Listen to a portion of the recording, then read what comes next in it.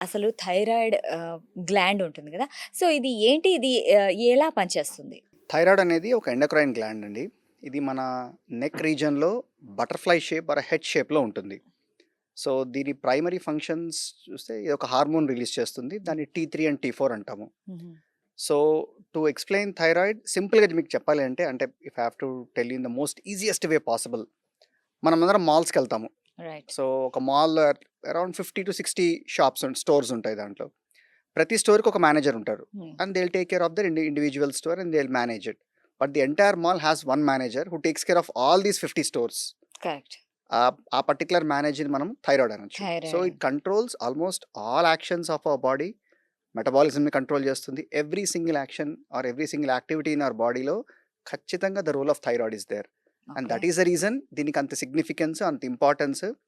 ఆ gland issue వచ్చినప్పుడు హ్మ్. వచ్చే ఇబ్బందులు కూడా అంత వైడ్ స్ప్రెడ్ ఉంటాయి. హుహు. అది థైరాయిడ్ ఇంపార్టెన్స్ అండి మనకి. ఓకే. అయితే ఎక్కువగా కనిపించే థైరాయిడ్ డిసీజెస్ ఏవేవుంటాయి?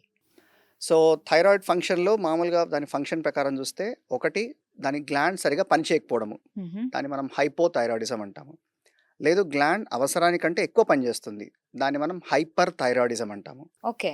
కొన్ని సందర్భాల్లో ఆ గ్లాండ్‌కి చిన్న స్వెల్లింగ్స్ గానీ, లంప్స్ గానీ వస్తాయి. థైరాయిడ్ నాడ్యూల్స్ అంటాము. కొన్నిసార్లు గ్లాండ్ సైజే పెద్దగా ఉంటుంది. గాయిటర్ అంటాము. హుహు.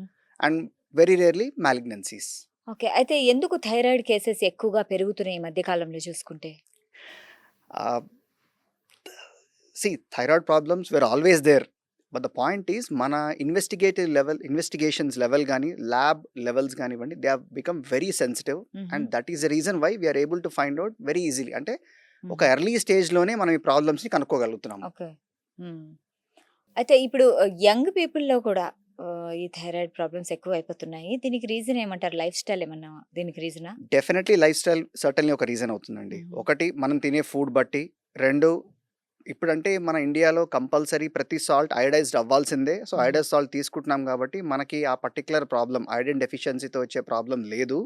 But at the same time junk food గానివ్వండి, ఇమ్మొబిలిటీ ఎక్కువ సేపు కూర్చోవడము, సెడెంటరీ లైఫ్ స్టైల్ గానివ్వండి, నాట్ మచ్ ఆఫ్ ఎక్సర్సైజ్, ఇవన్నీ రీజన్స్ అంటే మన లైఫ్ స్టైల్ చేంజెస్ డెఫినెట్‌లీ ఈ గ్లాండ్‌ని ఇబ్బంది పెట్టే అవకాశం ఉంటుంది. దాంతో ఖచ్చితంగా దాని ఎఫెక్ట్స్ మనం ఫేస్ చేయాల్సొస్తుంది.